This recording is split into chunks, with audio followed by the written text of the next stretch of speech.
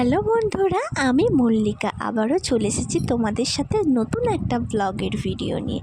এখন বাজে সকাল 6:30। এই 6:30টার সময় আমার মেয়ে একদমই ঘুম থেকে উঠতে চায় না। কেন বলো তো? পড়ার কথা বললেই না গায়ে জ্বর। এমনিতে কোথাও যাওয়ার কথা বললে চটপট উঠে পড়ে, কিন্তু পড়ার কথা বললে হারগিজ উঠবে না। তো ওকে দিয়ে এসে বাড়ির সব কিছু গুছিয়ে গাছিয়ে নিয়ে বিছানাটাকে গুছিয়ে ঘরটাকে ঝাঁট দিয়ে দিলাম।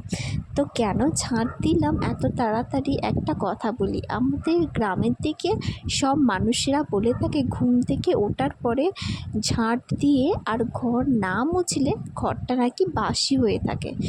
এই বাসি কথাটার অর্থ আমি জানি না, কিন্তু সবাই এটা বলে থাকে। তো সবাই যে নিয়মটা পালন করে আমরাও করি সেই নিয়মটা। তো তারপরে দুপুরবেলা রান্নার জোগাড় করে নিচ্ছে একদিকে, আর একদিকে মাছের ঝাল করব। তো তার জন্য পেঁয়াজ আর টমেটো ভাজছি। আনাজ কাটার মধ্যে থোড় আর মোচা কাটতে একটু দেরি হয়, তবে হ্যাঁ, আজকে আমি থোড়ই করছি। তারপরে আমার মানুকে সকালে টিফিনের জন্য খাইয়ে নেব। রান্না করতে করতে খাওয়ানো হয়ে গেল, আর খাওয়াতে খাওয়াতেই রান্না করা হয়ে গেল। তারপরে আবার মিস্ত্রি এসেছিল বাড়িতে।